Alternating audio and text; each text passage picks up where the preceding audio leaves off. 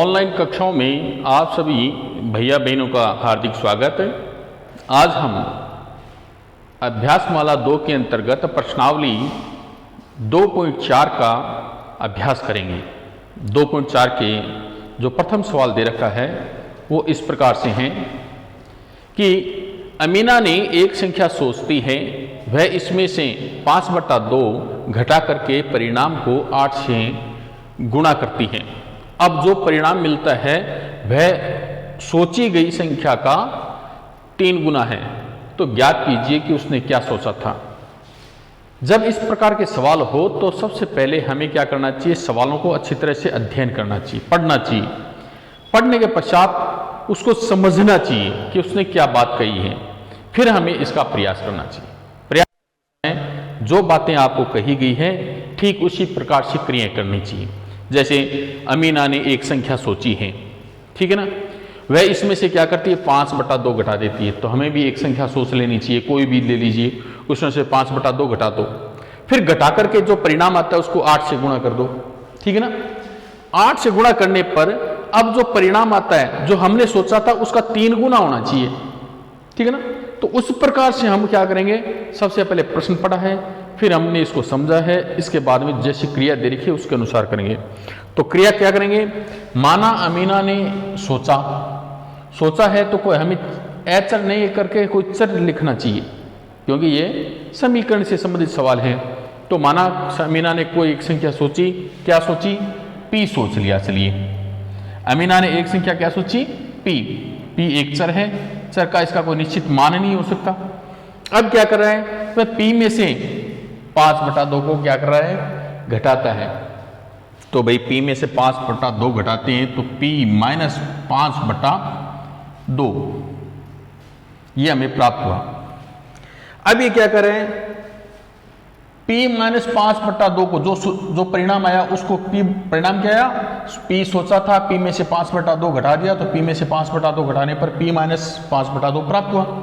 अब यह परिणाम को क्या करती है, वह 8 से गुणा कर देती है। इसको हम क्या करेंगे, p - 5/2 को जो परिणाम आया इसको 8 से गुणा करते हैं, तो हमारे पास क्या आता है 8 इंटू p, क्या चीज है, p - 5/2 यह प्राप्त होता है।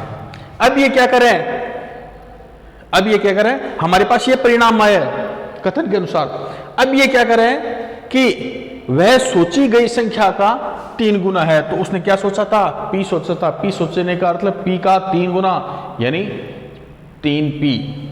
तो हमारे पास या तो आएगा क्या 8 इंटू p माइनस 5/2, या परिणाम आएगा क्या 3p आना चाहिए, ठीक है ना। अब हमारे पास क्या बन रहा है, प्रश्न बन रहा है, क्या बन रहा है, प्रश्नानुसार। तो हम इसको ऐसे भी लिख सकते हैं क्या कि परिणाम क्या निकल रहा है 8 इंटू p - 5/2 का मान क्या आ रहा है, 3p आ रहा है। ये ध्यान रखना प्रश्न के अनुसार, क्योंकि 3p का 3 गुना 3p आ रहा है। अब हमारे पास प्रश्न बन रहा है क्या, प्रश्न के अनुसार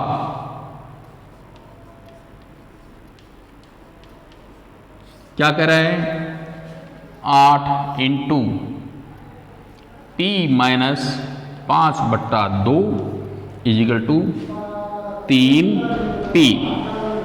अब इसे करते हैं हल, 8 को p से गुणा करते हैं, 8p माइनस 8 को 5/2 से गुणा करते हैं, तो 8 को कट रहे हैं 2 से, 4 को 5 से गुणा किया 20 इजिकल टू 3p। अब हमारे पास क्या है, या अब इसको और हल कर देते हैं, क्या कर देंगे, पक्षांतरण कर देंगे। क्या करेंगे, पक्षांतरण यानी पक्ष बदलना। तो 8p 3p को इधर ले आएंगे, ठीक है, तो इधर लाते हैं, ये हो जाएंगे -3p बराबर माइनस के b है, इसको इधर ले जाएंगे तो ये हो जाएंगे प्लस के 20।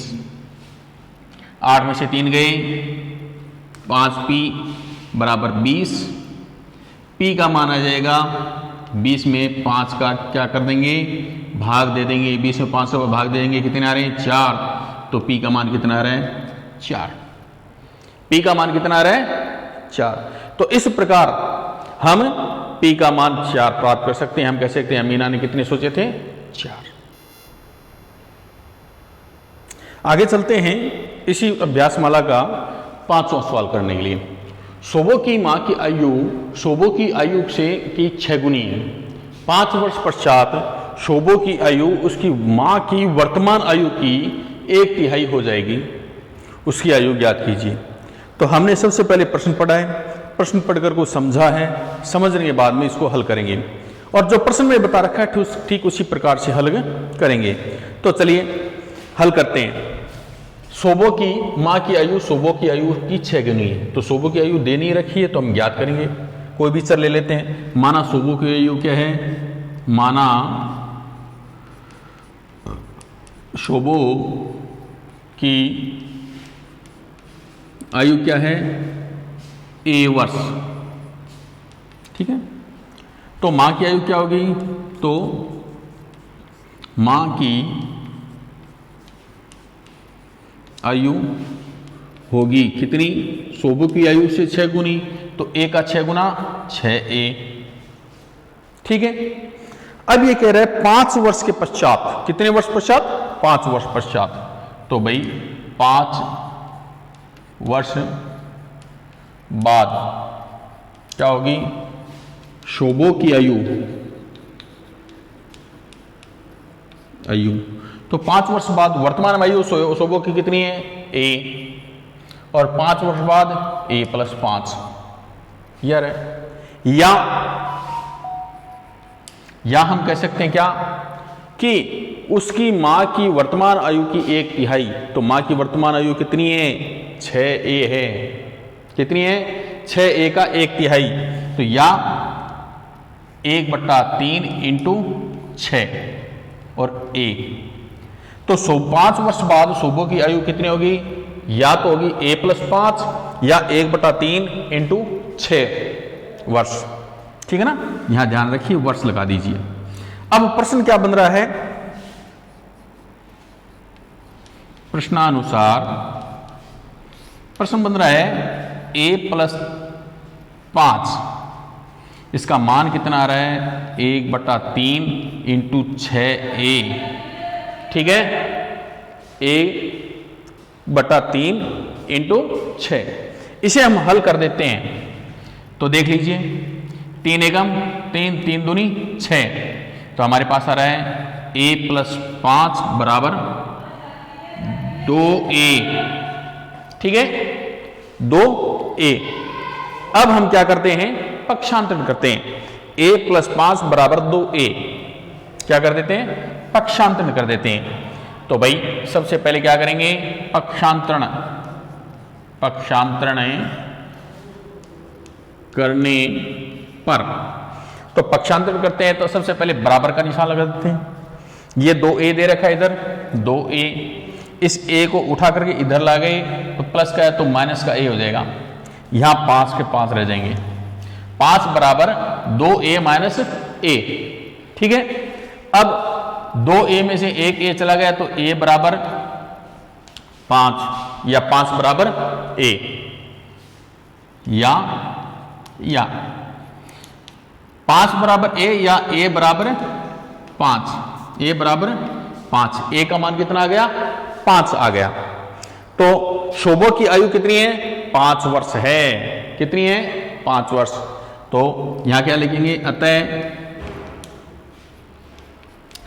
शोभो की आयु बराबर a बराबर 5 वर्ष। मां की वर्तमान आयु क्या हो जाएगी, 6a बराबर 6 × 5 बराबर 30 वर्ष। तो देख लीजिए, शोभो की आयु 5 वर्ष है, 5 का 6 गुना 30 आ रहे हैं। ये हल हो रहा है। ठीक है, तो इस प्रकार हम क्या कर सकते हैं, गणित के अंदर जो सवाल दे रखे हैं अभ्यासमाला में उनको पढ़िए और धैर्य के साथ कीजिए और लगातार अभ्यास करते रहें। धन्यवाद।